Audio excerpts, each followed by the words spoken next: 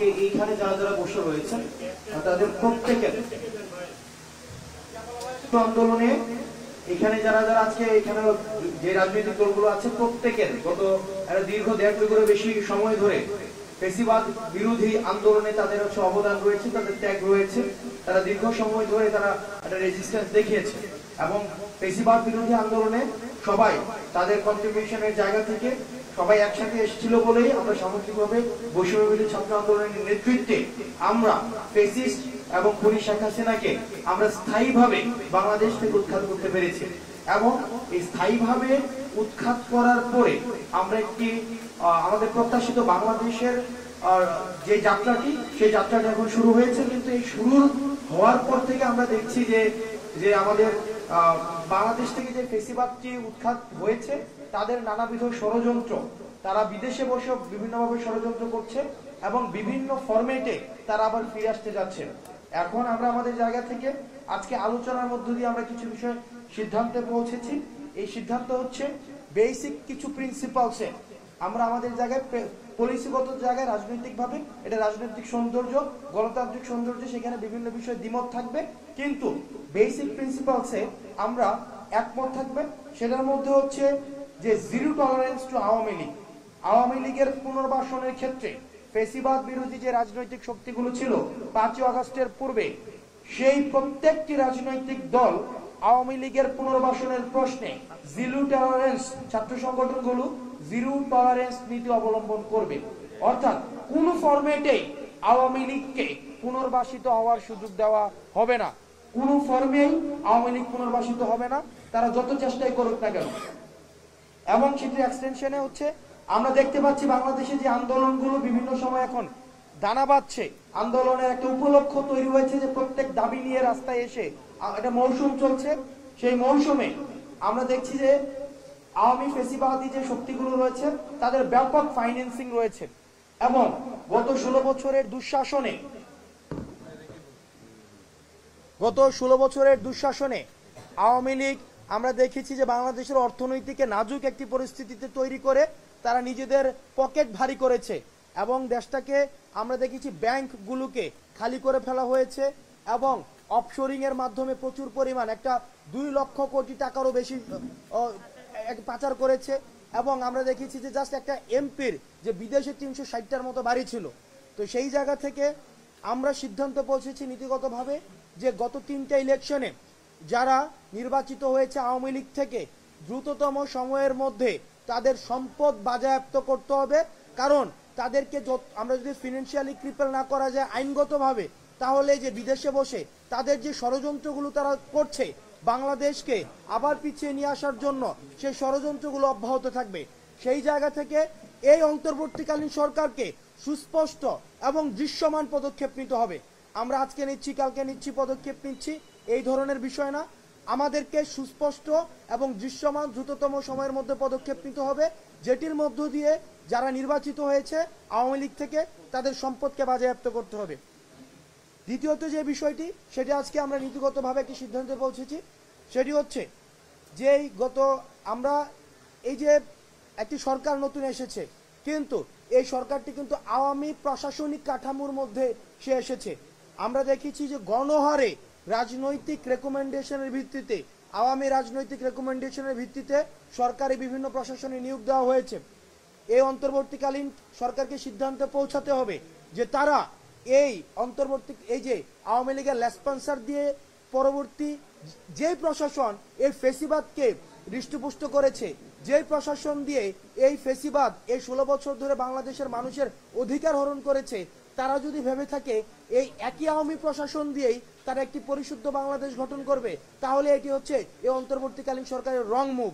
সুতরাং এই বাংলাদেশ নিয়ে মানুষ যে স্বপ্নটি দেখছে, সেই স্বপ্নটিকে বাস্তবায়ন করার জন্য এই অন্তর্বর্তীকালীন সরকার দ্রুততম সময়ের মধ্যে এই প্রশাসন থেকে আওয়ামী রাজনৈতিক রেকমেন্ডেশনে যারা নিযুক্ত হয়েছে তাদেরকে বাদ দিয়ে আবার এই প্রশাসনিক কাঠামো পরিশুদ্ধ করতে হবে। নচেত এই ধরনের যে এই প্রশাসনিক জটিলতা এবং সরকারের যে সংস্কার কার্যক্রমের জটিলতা, সেগুলো অব্যাহত থাকবে এবং সেগুলো আমাদের তরুণ প্রজন্ম তথা রাজনৈতিক সচেতন মানুষকে আশাহত করবে। তৃতীয় যে বিষয়টি, সেটি হচ্ছে আমরা দেখছি যে বিভিন্ন প্রাতিষ্ঠানিক আন্তঃকলহ যুক্ত হচ্ছে। সেখানে আজকেও আপনারা দেখেছেন মাহবুবুর রহমান মোল্লা কলেজে একজন শিক্ষার্থীকে এমন কেউ পিটাচ্ছে যে যাকে কোনোভাবেই ছাত্র মনে হয় না। অর্থাৎ ছাত্র পরিচয়ে প্রত্যেকটি আন্দোলনে আমরা ইতিমধ্যে বিভিন্ন জিনিস আপনার মিডিয়াতে এসেছে যেই যেই যে অটো রিক্সা চালকদের আন্দোলনে আমরা ছাত্রলীগের ইনভলভমেন্ট দেখেছি, যুবলীগের ইনভলভমেন্ট দেখেছি। তারা একটি উপলক্ষ খোঁজার মধ্য দিয়ে আমাদের মধ্যে কলহ সৃষ্টি করার মধ্য দিয়ে তারা পায়তারা করতে চায়। সেই জায়গা থেকে বাংলাদেশের সকল ছাত্র সমাজ 5ই আগস্টের পূর্বে আমরা যেভাবে ঐক্যবদ্ধ ছিলাম, ঠিক একভাবে ঐক্যবদ্ধ হওয়ার জন্য একতার বার্তা নিয়ে আমরা বৈষম্য বিরোধী ছাত্র আন্দোলন সকল রাজনৈতিক ক্যাম্পাস কেন্দ্রিক এবং সকল রাজনৈতিক যেই দল রয়েছে, ফেসিবাদ বিরোধী যে শক্তিগুলো রয়েছে, ছাত্র সংগঠনগুলো রয়েছে, তাদের ঐক্যমত্যের ভিত্তিতে আমরা সিদ্ধান্ত পৌঁছেছি আগামী 1 সপ্তাহ আমরা জাতীয় ছাত্র সংহতি সপ্তাহ ঘোষণা করছি। আমরা এই জাতীয় ছাত্র সংহতি এই সপ্তাহে আমরা যারা ফেসিবাদ বিরোধী যে রাজনৈতিক দলগুলো ছিল, ছাত্র সংগঠনগুলো ছিল, তারা বিভিন্ন প্রতিষ্ঠানে যাবে এবং সেই প্রতিষ্ঠানে তারা ওই একতা এবং সংহতির যে বার্তাটি সেটি পৌঁছে দিবে এবং আওয়ামী পুনর্বাসন, ছাত্রলীগ পুনর্বাসন বা আওয়ামী ফেসিবাদ শক্তির পুনর্বাসনের জন্য আমাদের যে ঐক্যবদ্ধ থাকার কোনো বিকল্প নেই, সেই বার্তাটি পৌঁছানোর জন্য আগামী 1 সপ্তাহ এবং প্রাতিষ্ঠানিক মেলবন্ধন আমাদের সুদৃঢ় করার জন্য আমাদের এই কর্মসূচিটি ঘোষণা করা হয়েছে। আজকে এই আমাদের তাৎক্ষণিক আলোচনায় যে ছাত্র সংগঠনগুলো, ফেসিবাদ বিরোধী ছাত্র সংগঠনগুলো উপস্থিত হতে পারেননি, আপনারাও একই ধরনের কর্মসূচি আপনারা পালন করবেন বলে আমরা আশা রাখছি। এবং আমরা আজকের এটি একটি গুরুত্বপূর্ণ মিটিং, এই মিটিংয়ে আরও কিছু সিদ্ধান্ত রয়েছে। আমাদের এটি শেষ আলোচনা নয়, আমাদের আলোচনা অব্যাহত থাকবে। কারণ ফেসিবাদের যে শক্তিটি, সেই শক্তিটির যে মূল, এই মূলটিকে আমাদের সমূলে উৎপাটন করতে হলে আমাদের ঐক্যবদ্ধ থাকার কোনো বিকল্প নেই। সেই ঐক্যবদ্ধতার যেই আলোচনাটি, সেই আলোচনাটা অব্যাহত থাকবে। সেই অব্যাহতার জায়গা থেকে আমাদের পরবর্তী মিটিংয়ে যে বিষয়গুলো নিয়ে সিদ্ধান্ত হবে, সেই বিষয়টি হচ্ছে পরবর্তীতে যে আমাদের ছাত্র রাজনৈতিক কাঠামো বা রাজনীতির কাঠামো, সেই কাঠামো নিয়ে আমাদের আলোচনা হবে। দ্বিতীয়ত হচ্ছে রাষ্ট্র পুনর্গঠনে আমাদের এই যে তরুণ প্রজন্ম, এই ছাত্র সংগঠনগুলি কিভাবে অবদান রাখতে পারে, সেই বিষয়গুলো নিয়ে আমরা পরবর্তী আমাদের মিটিংয়ে আমরা সিদ্ধান্ত নিব। তৃতীয়ত যে বিষয়টি, আমাদের ছাত্র কাউন্সিল, এই প্রস্তাবনাটি বিভিন্ন জায়গা থেকে এসছে।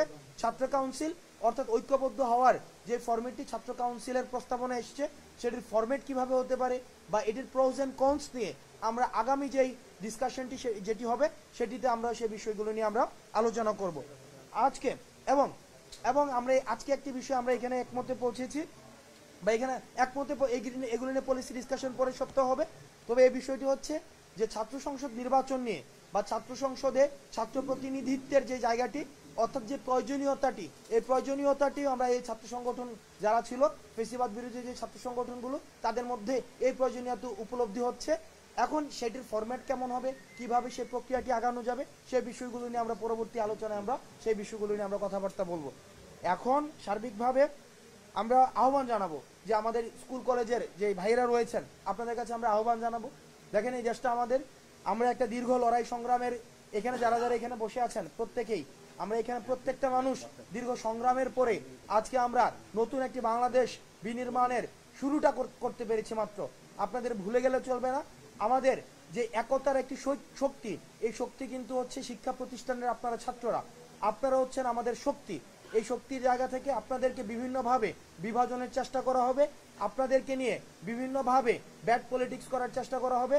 আমরা আপনাদেরকে আহ্বান জানাবো যে তাদের যে ষড়যন্ত্র, বিদেশে বসে কোটি কোটি টাকা এখানে ফান্ডিং করা হচ্ছে, যে আপনারা আমার যে সম্প্রীতিটি রয়েছে, যে এই সম্প্রীতিটিকে নষ্ট করার জন্য আপনাদের কাছে আহ্বান জানাবো যে শিক্ষা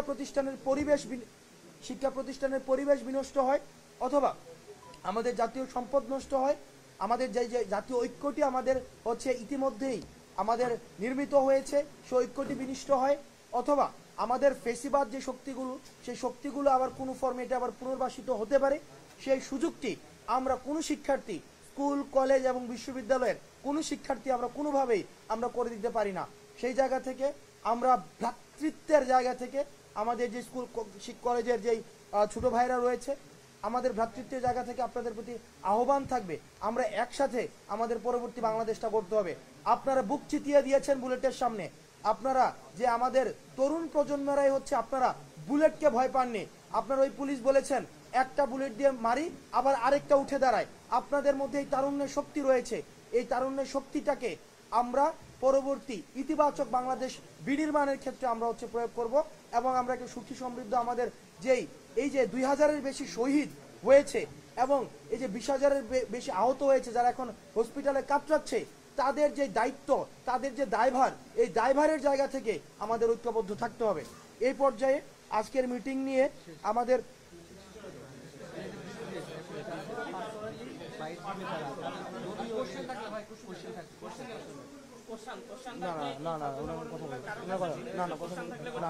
এখন না এই জায়গা থেকে আমাদের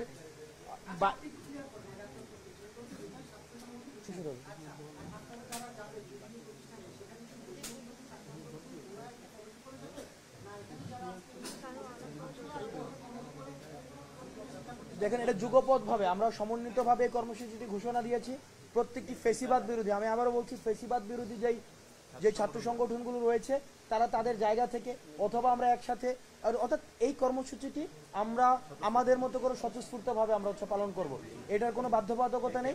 এবং আমাদের সোশ্যাল মিডিয়াতে আমাদের এই যে জাতীয় ছাত্র সংহতি সপ্তাহের একটি সোশ্যাল মিডিয়া একটা ক্যাম্পেইনে চলবে আমাদের।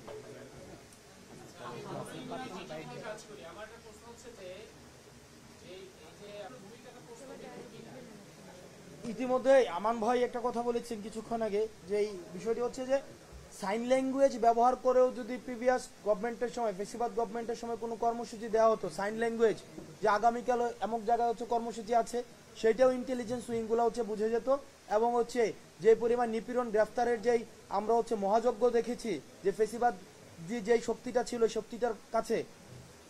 কিন্তু আজকে আমরা দেখেছি 2 দিন আগে ঘোষণা দেওয়া হয়েছে যে তারা হচ্ছে একটা কলেজ আর একটা কলেজে আক্রমণ করবে।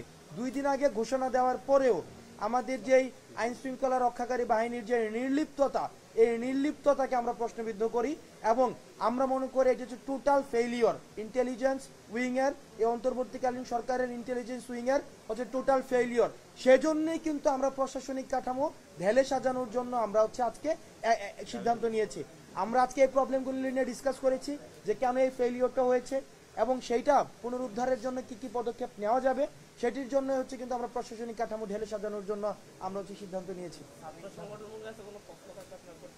বা ভাই, আমাদের এখানে ফেসিবাদ বিরোধী আন্দোলনে যারা হচ্ছে ভূমিকা পালন করেছে, নেতৃত্ব দিয়েছে, সামনে থেকে যাদের অবদান রয়েছে, আমরা এখানে যারা রয়েছে আপনারা তাদের কাছে প্রশ্ন আপনারা করতে পারেন আজকে মিটিংয়ে বা বিভিন্ন বিষয় নিয়ে।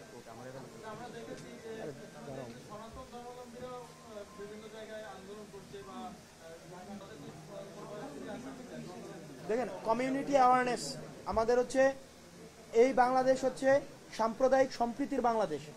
5ই আগস্টের পরে আপনি দেখাতে পারবেন না কোন একটা মন্দিরে হামলা হয়েছে, কোন একটা আমাদের যেই সংখ্যালঘু বা মাইনরিটি, এই শব্দগুলো আমরা ব্যবহার করতে আমরাও বিব্রত বোধ করি, তারা আমাদের ভাই। আপনারা দেখেছেন যে মাদ্রাসা শিক্ষার্থীরা মন্দিরগুলোকে পাহারা দিয়েছে। আমরা কমিটি মানে সামাজিক কমিটির মধ্য দিয়ে দেখেছি যে সংখ্যালঘুদের যেন কোনো ধরনের আক্রমণ না হয়, সেই ব্যবস্থাটি কিন্তু করা হয়েছে। আমাদের যে সাম্প্রদায়িক যে বিভিন্ন উৎসবগুলো হয়, সেই উৎসবগুলো দেখা গিয়েছে নির্বিঘ্নে পালন করা হয়েছে। কিন্তু আমরা বারবার বলছি, বিশ্ব মিডিয়াতে আমাদের বহিঃশক্তির যেই বাংলাদেশের যে আওয়ামী লীগ এখন বিদেশে পালিয়ে আছে, একটা পালানো সরকার, যারা পালিয়ে গিয়েছে তারা বারবার বলে পালানোর পথ পাবে না। তাদের মধ্যে নির্লজ্জ সরকার, নির্লজ্জ লেসপেন্সার, নির্লজ্জ নেতাকর্মী পৃথিবীর ইতিহাসে এরা নাৎসি পার্টি থেকেও খারাপ, নাৎসি পার্টি থেকে ওরা নির্লজ্জ। যে নিজেরা পালিয়ে ভারতে বসে হুঙ্কার দেয় পালানোর জায়গা পাবে না। একটা মানুষের সেলফ স্টিম কত নিচু হতে পারে এটি তার প্রমাণ। তারা বিদেশে বসে তারা ষড়যন্ত্র করছে। এই ষড়যন্ত্রের জায়গা থেকে আমাদের যে সাম্প্রদায়িক যে সম্প্রীতিটি রয়েছে, এই সম্প্রীতিকে নষ্ট করার চেষ্টা করছে। সেই জায়গা থেকে কমিউনিটি অ্যাওয়ারনেসের জন্য আমরা আমাদের জায়গা থেকে আমরা আমাদের যে সংখ্যালঘু যেই ভাইয়েরা রয়েছেন তাদের কাছেও আমরা পৌঁছাবো, এই বার্তাটি দিব যে একটি ধারণা তৈরি করা হয়েছে, এটি আওয়ামী লীগের ধারণা যে শুধুমাত্র আওয়ামী লীগই সংখ্যালঘুদের প্রোটেক্ট করবে। কিন্তু সবচেয়ে যদি দেখেন ইতিহাসে আওয়ামী লীগই হচ্ছে সংখ্যালঘুদের অধিকার সবচেয়ে বেশি হরণ করেছে, তাদের জমি সবচেয়ে বেশি লুণ্ঠন করেছে, স্ক্রিপ্টেড আয়োজন করে তাদের মন্দির ভাঙা হয়েছে এবং সবসময় divide and rule policy create করার জন্য কোন একটা প্রোগ্রামের আগে তাদের মন্দিরগুলোতে আক্রমণ করা হয়েছে, সেখানে দাড়ি টুপিওয়ালা মানুষদেরকে বিতর্কিত করার জন্য। কিন্তু ভুলে গেলে চলবে না, এই দাড়ি টুপিওয়ালা ভাইয়েরাই কিন্তু যে 5ই আগস্টের পরবর্তীতে সপ্তাহের পর সপ্তাহ রাত জেগে আমাদের সংখ্যালঘু ভাইদের হচ্ছে ধর্মীয় উপাসনা এগুলোকে পাহারা দিয়েছে। আমাদের কমিউনিটি অ্যাওয়ারনেসের যে বার্তাটি ছাত্র সংগঠনগুলো তারাও তাদের জায়গা থেকে অব্যাহত রাখবে।